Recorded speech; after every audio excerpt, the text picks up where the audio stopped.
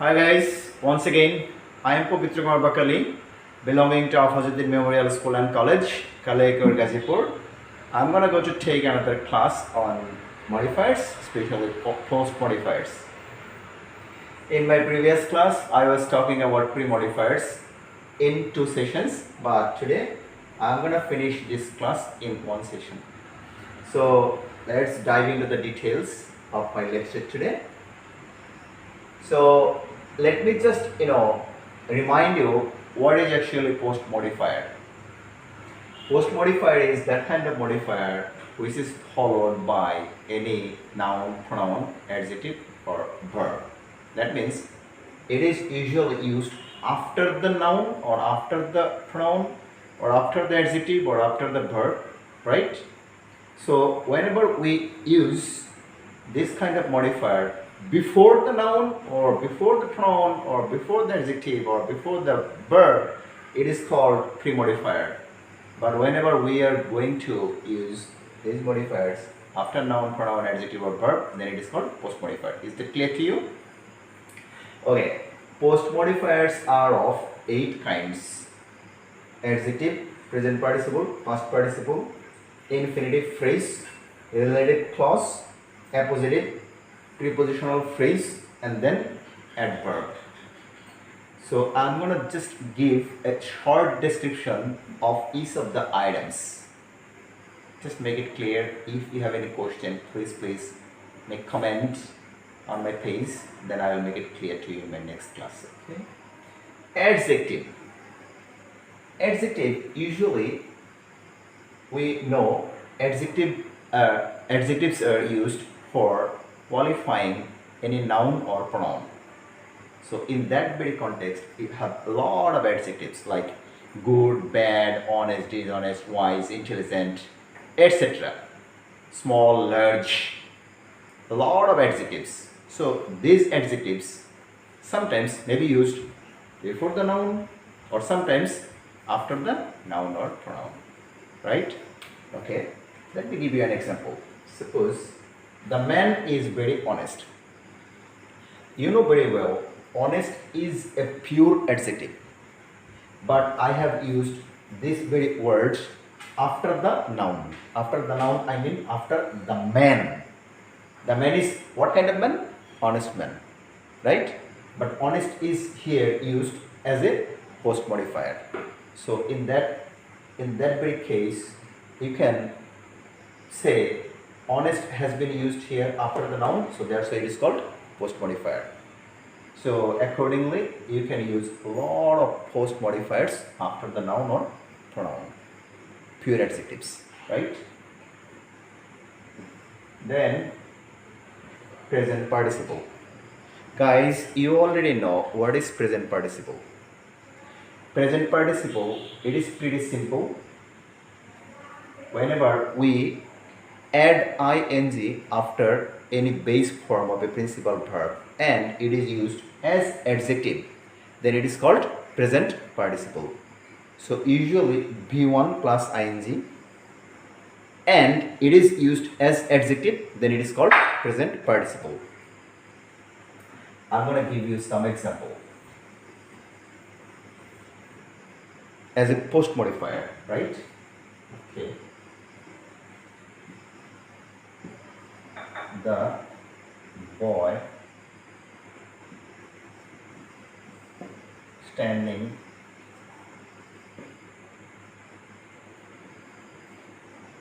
at the gate is very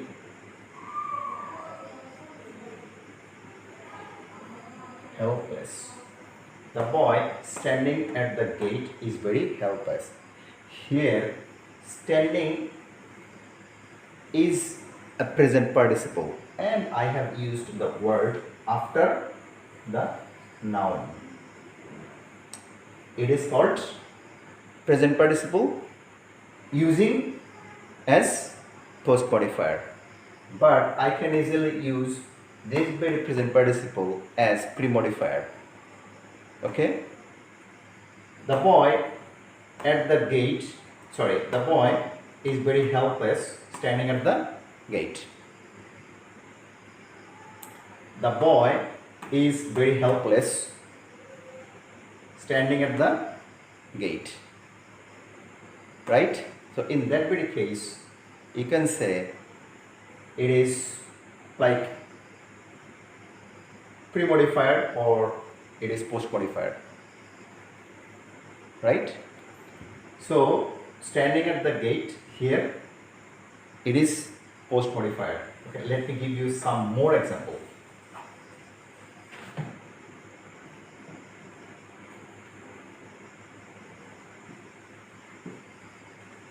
The old man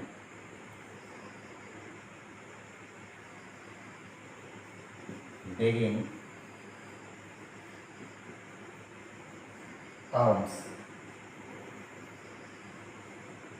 from door to door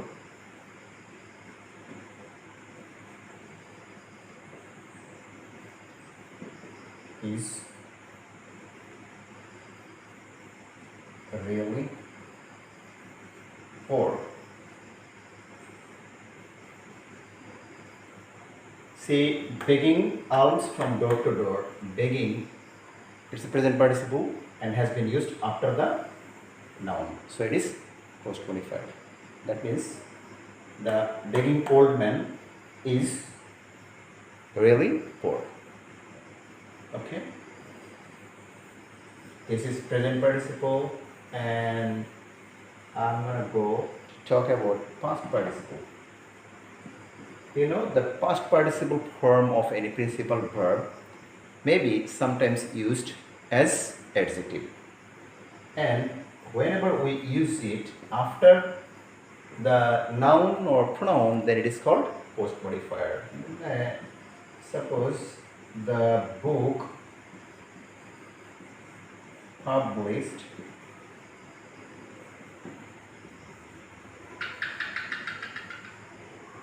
last year is selling good. The book published last year is selling good. See, published. It is the past participle form of the main verb publish. So the book which has been published or which was published last year is now selling good. Which book? The last year published book. Right? So it is qualifying the book. That's why it is called post modifier. Which book? The last year published book. That's why it is called post modifier, right? If you have any confusion, please just make comment on my page. I will make it clear to you in my next class. Then infinitive phrase. You know what is infinitive? Infinitive is equal to 2 plus B1. And sometimes as it is phrase, so extension. That means 2 plus B1, then you will have to have something else. Then it is called infinitive phrase. So infinitive phrase sometimes qualify the previous noun, pronoun, adjective or verb. Suppose the scheme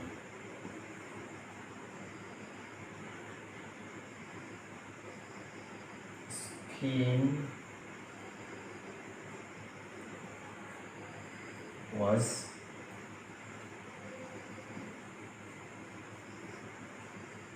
supposed to start last year. The scheme was supposed to start last year. To start last year. The scheme, whatever it may be, the scheme was supposed to start to start last year. So when it was supposed to be started last year, right? But it did not. It is qualifying the noun scheme. So it is now a qualifying word for the noun scheme. That's why it is called post modifier, because it has been used at the end or after the noun. That's why it is called post modifier. So you can use 2 plus B1 in many ways. Like I am going to open a bank. See, who is going to open a bank? I am going to open a bank. To open a bank. To open infinitive, then a bank, it is infinitive phrase. So it is called post modifier. But sometimes you may be asked to use or put infinitive phrase in the gap.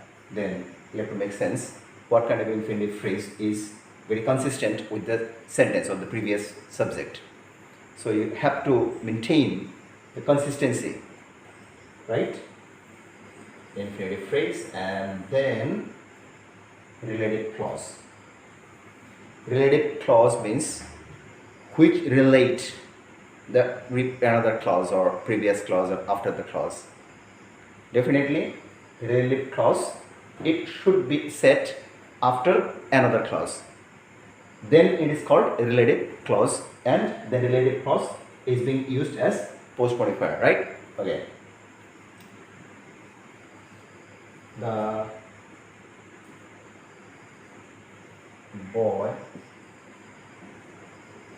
who came here is my cousin.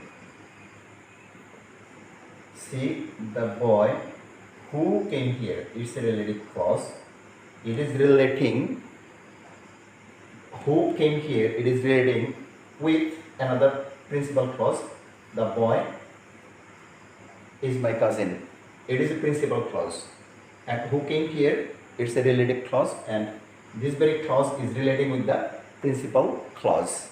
So it is relative clause and it is being used as relative clause, and then it is called post modifier. Why? Because the boy is being qualified by this relative clause. The boy is being modified by the relative clause who came here. That's why it is called post modifier, right? Is that clear to you? Okay. Then appositive. Appositive, what actually appositive is? Appositive means something extra or something else you are going to say regarding any person or regarding any happening or regarding any event, something extra, that is called appositive. But you don't need to use any verb, or you don't need to use any subject or object or something like that. No. So appositive means something extra information you are going to put after the noun or after the subject. Then it is called appositive. Extra or some more information regarding the person or regarding the event. Suppose Mr. David,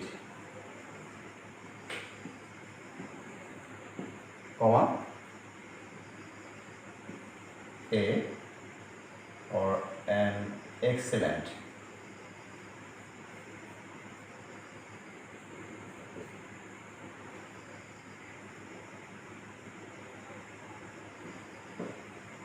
chef,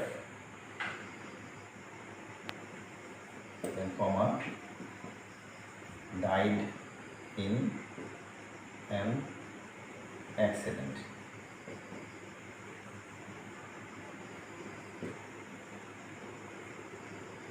Mr. David an excellent chef died in an accident.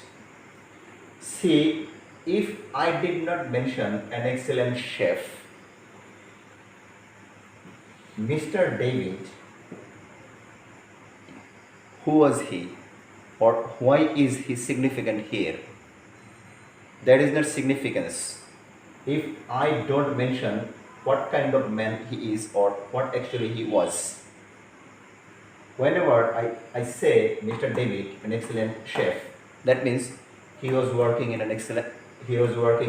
restaurant and he was very expert in cooking.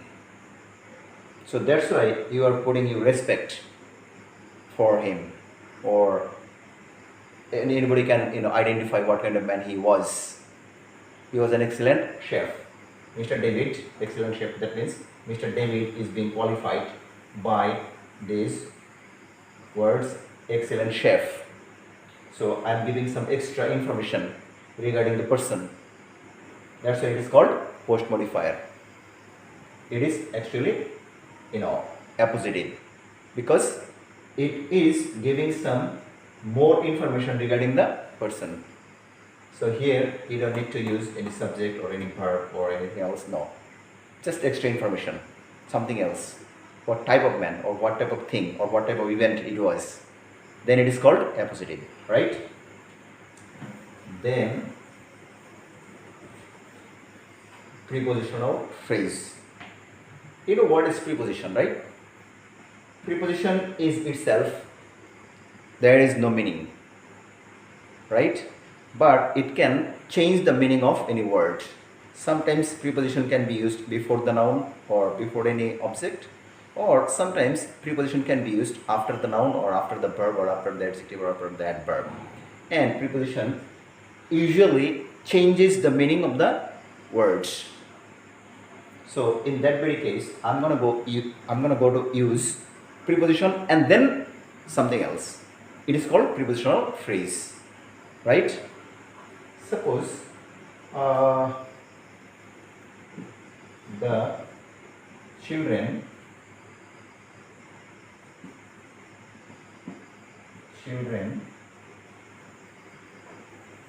were playing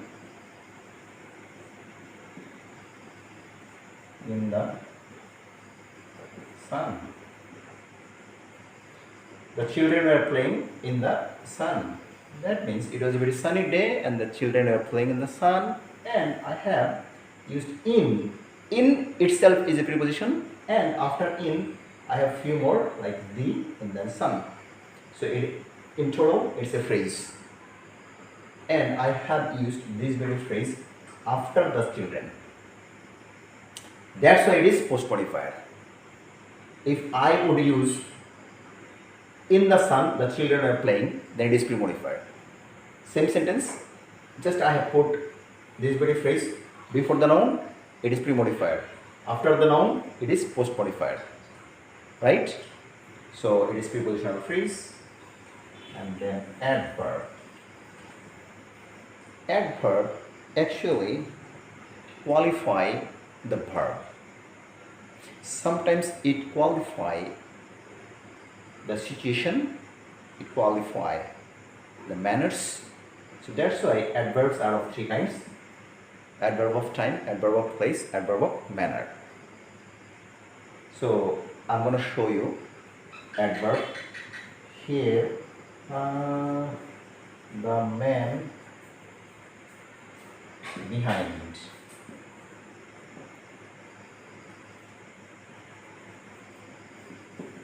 Is very clever. The man behind is very clever. That means behind means after me or after somebody else. That is behind. The man behind is very clever. The man is very clever. Where is he now? Behind, not in front. Behind. That's why it is post modifier.